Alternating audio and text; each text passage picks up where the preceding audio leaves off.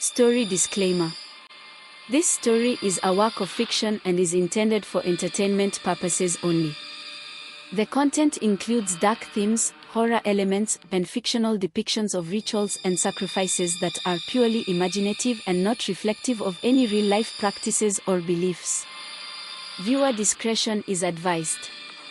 This video is not suitable for younger audiences, and parental guidance is recommended. The story does not endorse or promote any harmful behavior, violence, or dangerous activities. Please note that all characters, events, and settings are entirely fictional and created for the purpose of storytelling. Any resemblance to actual persons, living or dead, or actual events, is purely coincidental. In the heart of the mystical African village of Ebuka, a dark force awakens, threatening to consume everything in its path. This captivating folktale tells the story of Okoro, a brave elder, and the villagers who must confront their deepest fears to save their home. As the darkness spreads, they embark on a harrowing journey filled with supernatural encounters, ancient rituals, and ultimate sacrifices. Will they find the strength within to banish the curse, or will the shadows claim them all? Discover a tale of resilience, unity, and the power of light against overwhelming darkness in this gripping African folktale. Chapter 1: The Village of Ebuka. In the heart of a dense forest, there was a small village called Ebuka. The people of Ebuka were known for their wisdom and their deep connection with the forest. They believed that the forest held ancient secrets and that these secrets should be honored with respect and care. One day, a traveler arrived in Ebuka. He was tall, dressed in a cloak as dark as the night, and introduced himself as Chima. The villagers, as was their custom, welcomed him warmly despite his quiet demeanor. Chima explained that he was on a journey to learn more about the world, and he asked if he could stay in the village for a while. Although the elders of Ebuka agreed, there was an unease that settled in the air, a sense that something about Chima was different. That night, something unusual happened.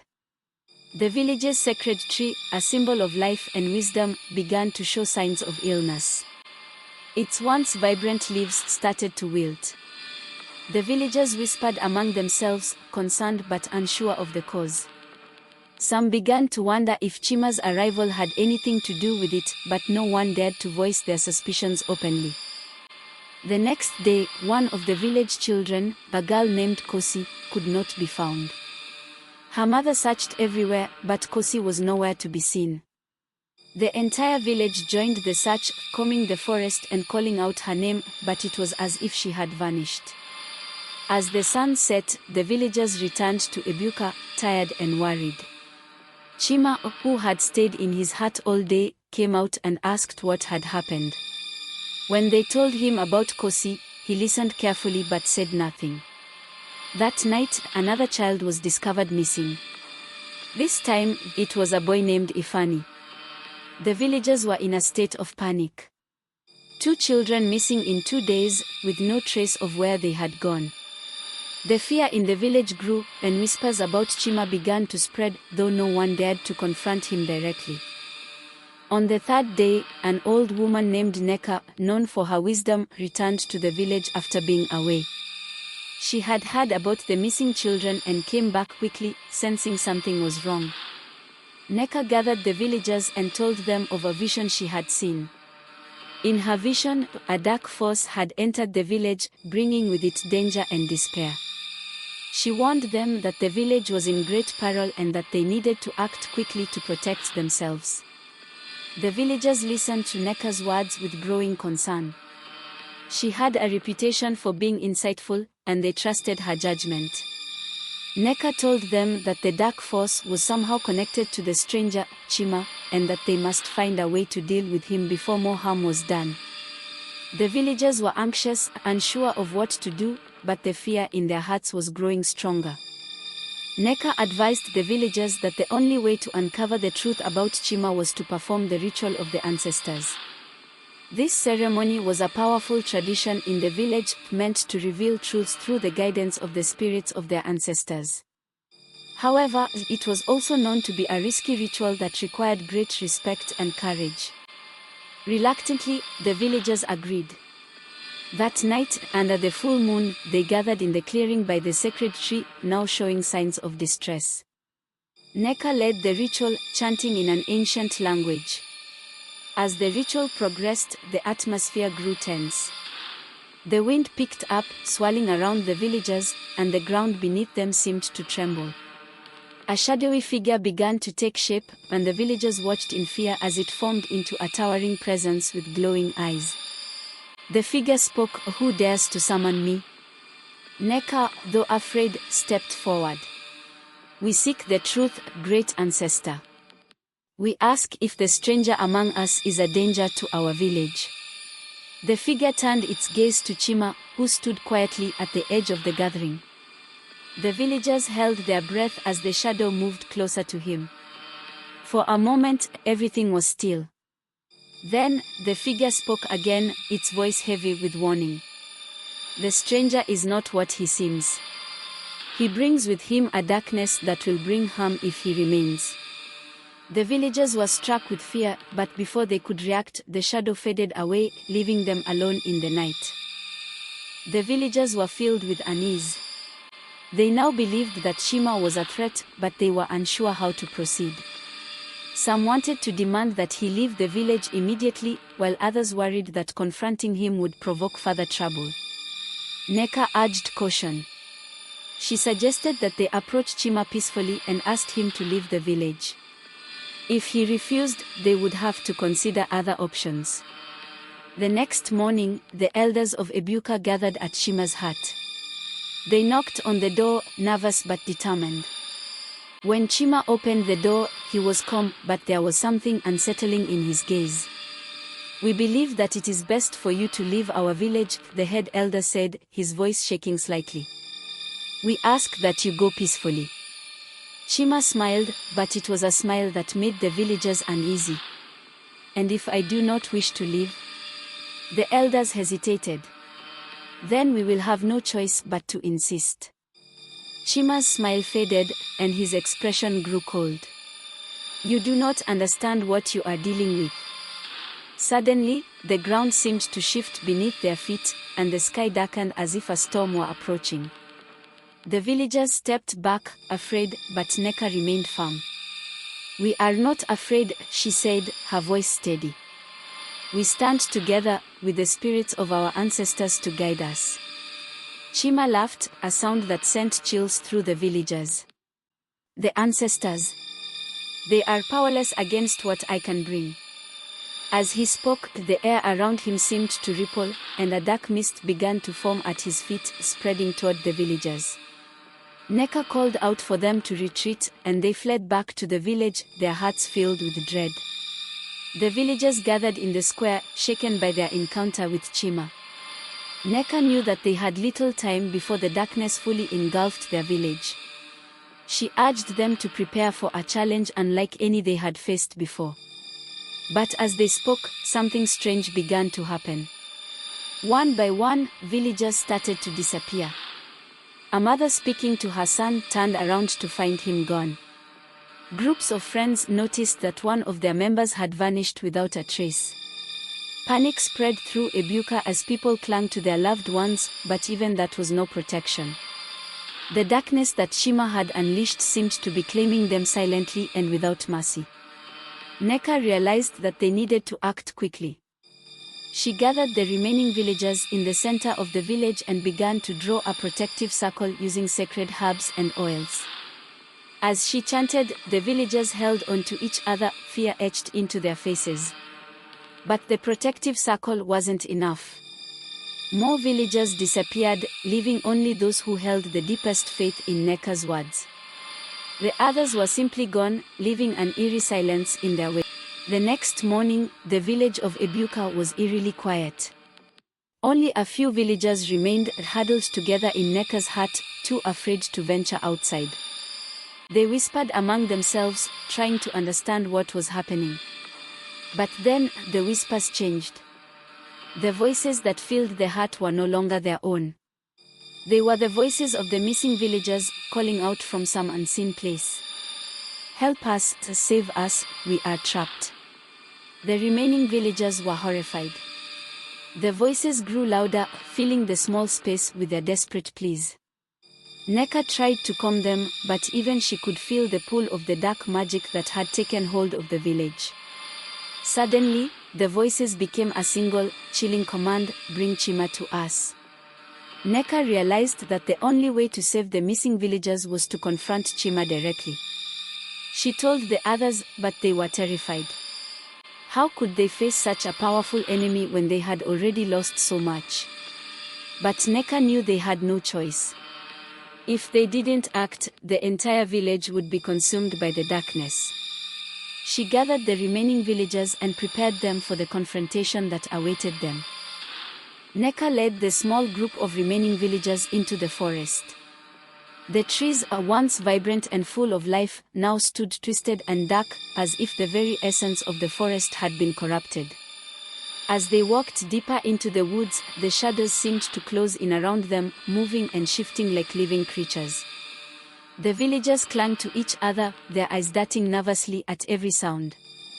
Neka held a torch high, its light flickering against the encroaching darkness. She could feel the evil in the air, pressing down on them, trying to crush their spirits. But she wouldn't let it. She led them forward, deeper into the heart of the forest, where Chima's dark power was strongest. Suddenly, they heard a low growl. The villagers froze in place, terror gripping their hearts. From the shadows, figures began to emerge. They were not human, but twisted, nightmarish creatures with glowing eyes. The villagers screamed and backed away, but there was no escape. The creatures surrounded them, cutting off every path. Neka knew they were facing the manifestation of Chima's darkness. The creatures attacked, and the villagers fought back with everything they had, but it was clear they were no match for the twisted beings. Just when all hope seemed lost, Neka raised her arms and called upon the spirits of the ancestors. The air around her shimmered, and a powerful burst of light erupted from her, driving the creatures back into the shadows. But the victory was short-lived. The light faded quickly, and the darkness closed in once more. Neka realized they were not just fighting physical creatures, they were battling the very essence of evil that had taken hold of the forest. As they finally reached the clearing where Chima had taken refuge, the sky above them turned a deep, unsettling red. It was the blood moon, a sign that something was deeply wrong. Chima stood in the center of the clearing, surrounded by a swirling vortex of darkness. He smiled as he saw the villagers approach, his eyes glowing with an unnatural light. "You should have stayed in your village," Chima said, his voice echoing with a sinister power. "Now you will all join the others." The villagers recoiled in fear, but Neka stepped forward, her eyes blazing with determination. "We will not let you take any more of us," she said, her voice steady. "We have come to end this." Chima laughed, a sound that sent shivers down their spines. "You are too late," he said. "The darkness has already taken hold. Soon, this village and all who live in it will be nothing but shadows." With a wave of his hand, the darkness surged forward, engulfing the villagers in its icy grip. They struggled to fight it off, but the cold was overwhelming, sapping their strength and filling their hearts with despair. Neka fought with all her might, calling upon the spirits once again. But this time, the connection was weak. The darkness was too strong, and she could feel it pulling her down into its depths. But just as the last flicker of hope was about to be extinguished, Neka saw a vision. It was the face of a young girl, Kosi, who had disappeared days ago. The girl's eyes were filled with tears, and she whispered a single word: "Save us." The vision gave Neka the strength she needed. With a final, desperate effort, she summoned all the power she had left and unleashed it in a blinding flash of light. The darkness recoiled, and for a moment, it seemed that they might have a chance. But Chima was not so easily defeated. As the light began to fade, he chanted an ancient curse, one that had been forbidden for centuries. The words dripped with malice, and as they left his lips, the ground beneath the villagers began to tremble. From the earth, dark tendrils of magic reached out, wrapping around the villagers and pulling them down. Neka cried out as she felt herself being dragged down into the cold, unforgiving darkness. But this was not just any curse. It was a spell meant to trap its victims in a state of endless torment. As the villagers were pulled into the earth, they felt their very essence being torn apart, piece by piece. Neka struggled against the curse, but it was too powerful. She could feel her strength fading, her spirit being consumed by the darkness. But even in her final moments, she refused to give in. With her last breath, she called upon the spirits of the ancestors one final time. She didn't ask for their help, she asked for their forgiveness. And in that moment, something miraculous happened. The ground beneath them began to shake violently, and a bright light burst forth, shattering the darkness that had consumed them. The light was so powerful that it blinded them, and for a moment, everything was silent. When the light finally faded, the villagers found themselves back in the clearing, but everything had changed. The darkness was gone, and the forest was filled with a soft, glowing light. But Chima was nowhere to be seen.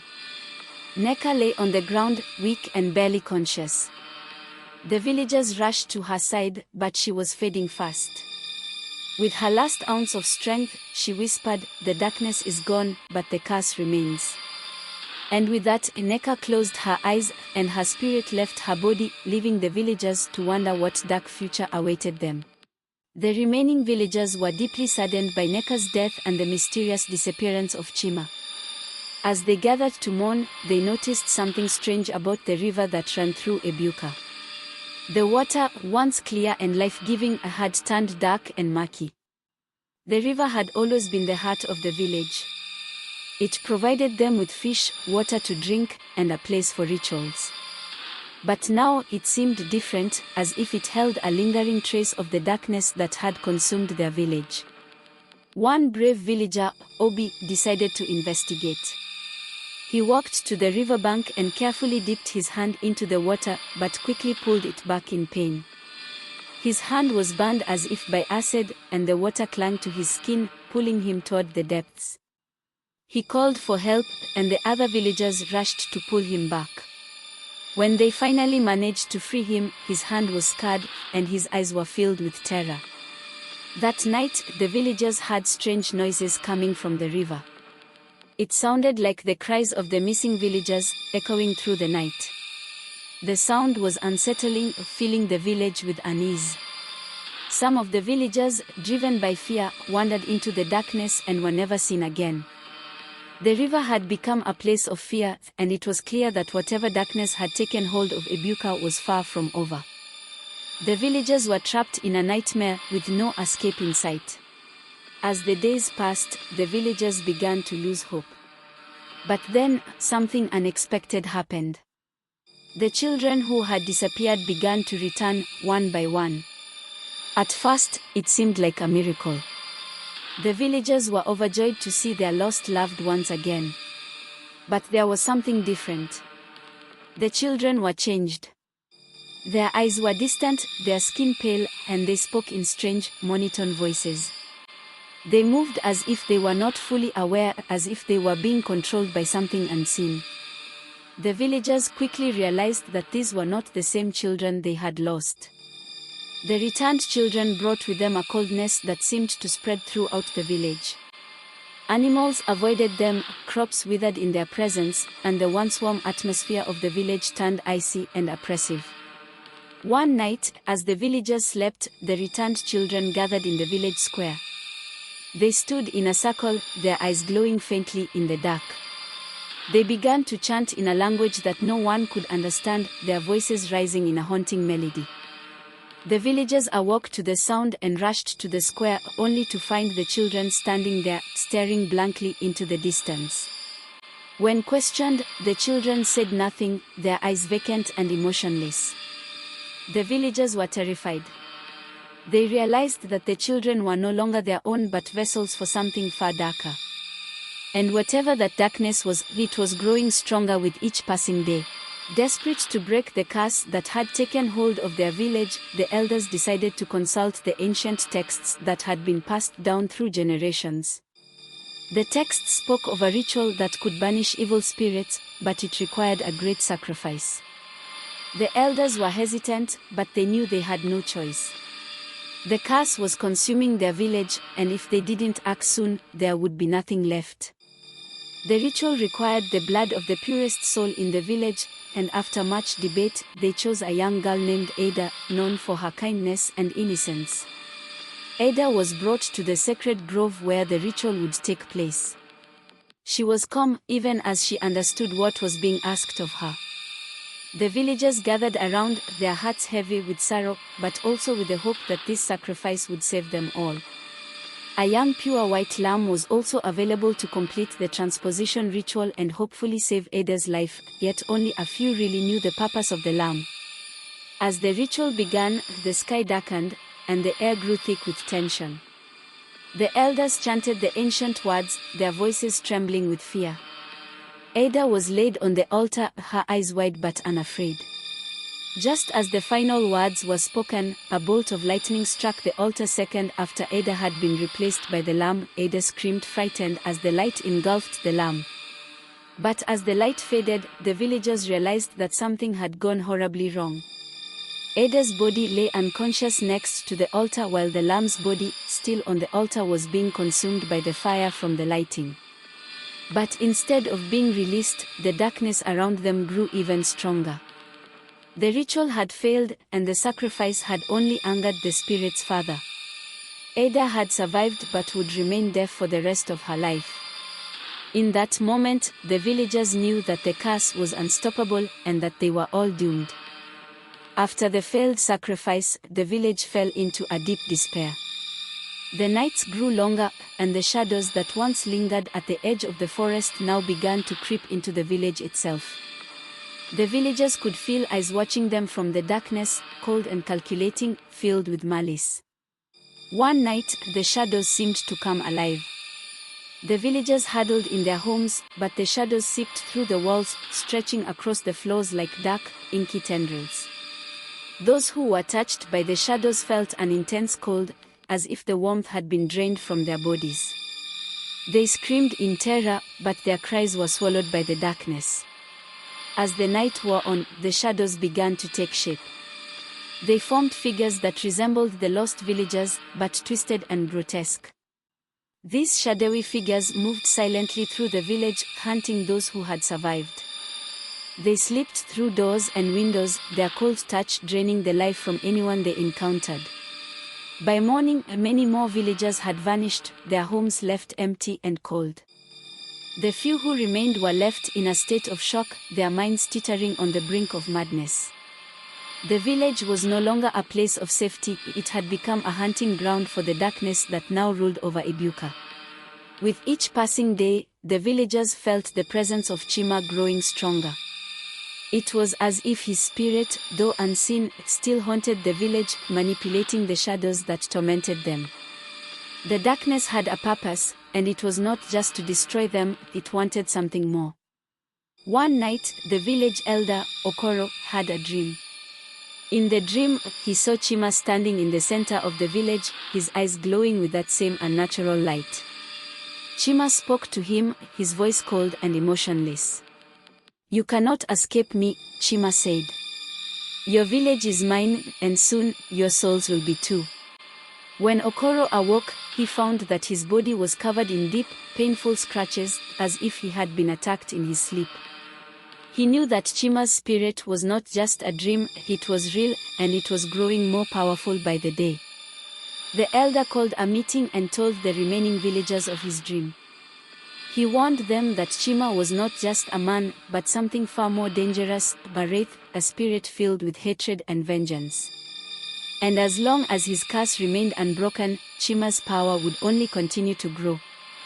The villagers were terrified, but they knew they had to act. They began to search for a way to banish Chima's wraith, to finally free their village from his grasp. But every time they tried to perform a cleansing ritual, the darkness fought back with even greater force, driving them to the edge of despair. One morning, the villagers awoke to a horrifying sight. The bodies of those who had disappeared began to reappear, but they were not as they had been. The villagers had become the living dead, pale, lifeless, and moving with jerky, unnatural movements. These revenants, as the villagers called them, walked the village aimlessly, their eyes empty and devoid of any soul. They made no sound, but their presence filled the air with an overwhelming sense of dread. The living villagers were paralyzed with fear. They did not know whether to approach the revenants or flee from them. But as the revenants began to move toward the remaining villagers, it became clear that they were not there just to haunt, they were there to kill. The revenants attacked without warning, their strength far greater than that of the living. They tore through the village, hunting down those who had survived the previous nights.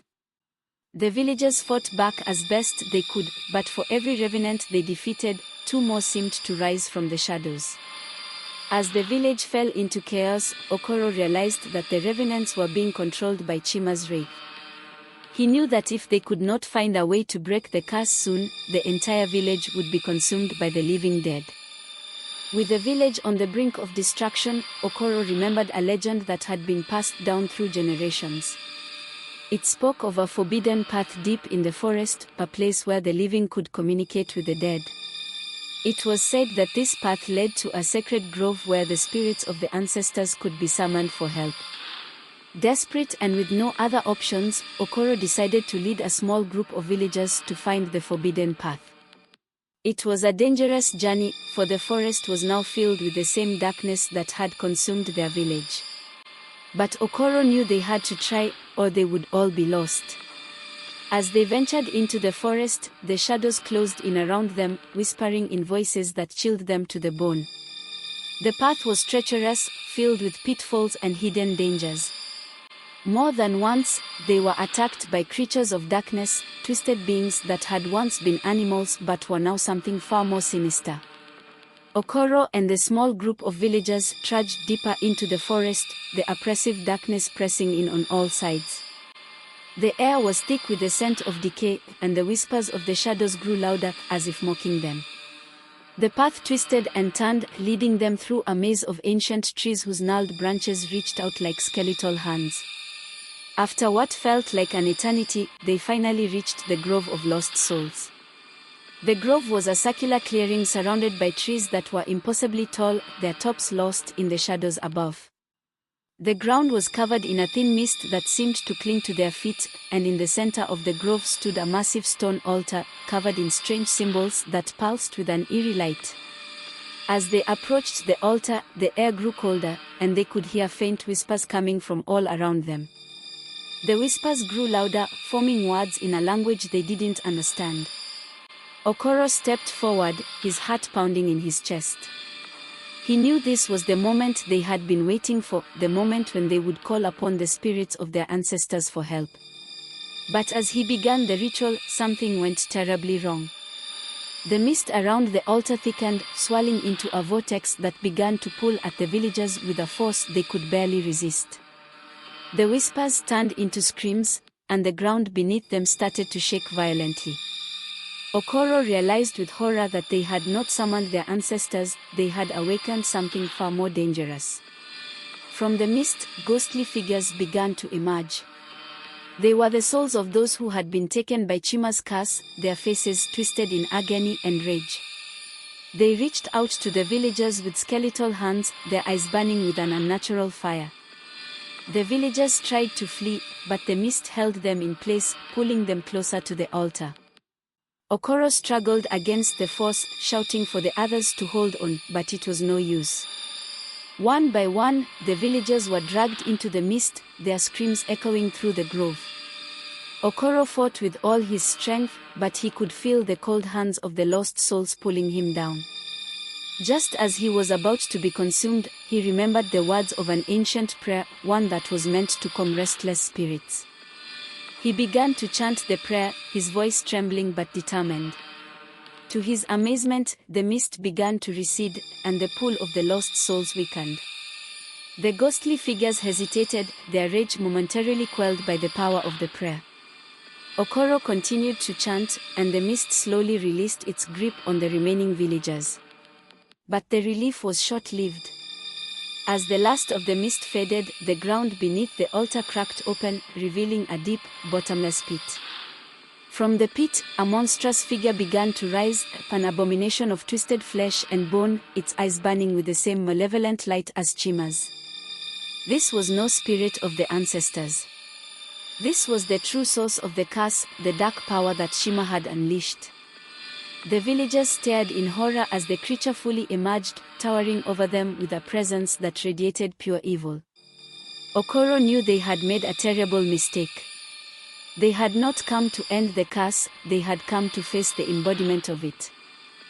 The creature from the abyss stood before them, a towering figure of shadow and bone, its form constantly shifting and writhing as if it were made from the nightmares of the damned.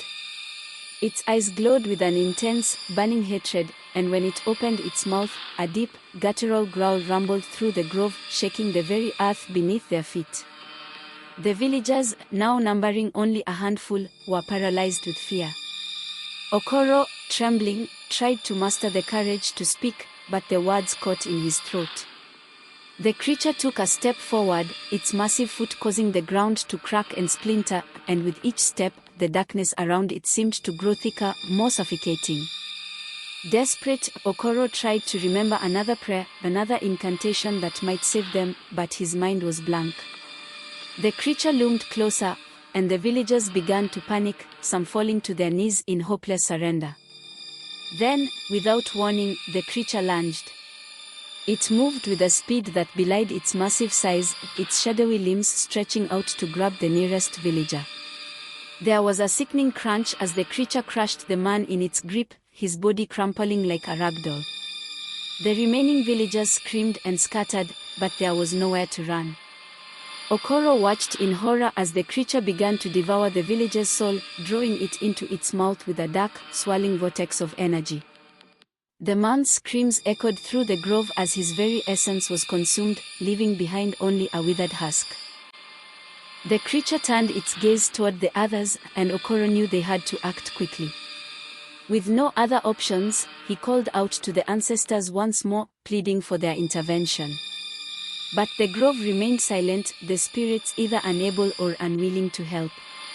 As the creature advanced on them, Okoro realized that their only chance was to escape the grove. He shouted for the villagers to run, and they bolted toward the path they had come from, their hearts pounding with terror. The creature roared in anger and gave chase, its massive form crashing through the trees like a force of nature. The villagers ran as fast as they could, but the path was treacherous, and the darkness seemed to conspire against them. One by one, they stumbled and fell, their cries of fear cut short as the creature caught up to them. Okoro pushed himself to keep going, but he knew they couldn't outrun it forever. Just as all hope seemed lost, Okoro spotted a narrow crevice in the rocks ahead. It was just wide enough for them to squeeze through, and he shouted for the others to follow him. They scrambled into the crevice, the creature's roars echoing behind them. The crevice led to a steep, narrow tunnel, and they crawled through it, their hearts pounding in their chests. The creature's massive form couldn't follow them into the tunnel, but its enraged growls reverberated through the walls, shaking the stones above them. Finally, after what felt like an eternity, they emerged into a small cave on the other side of the tunnel. They were safe, for the moment, but the terror of what they had just faced hung over them like a dark cloud. The creature was still out there, and they knew it would stop at nothing to find them. Okoro collapsed to the ground, gasping for breath. They had survived, but the cost had been great, and the darkness that plagued their village was far from defeated. Will Okoro and the survivors manage to defeat the darkness that has plagued their village? Join us on the next episode to find out.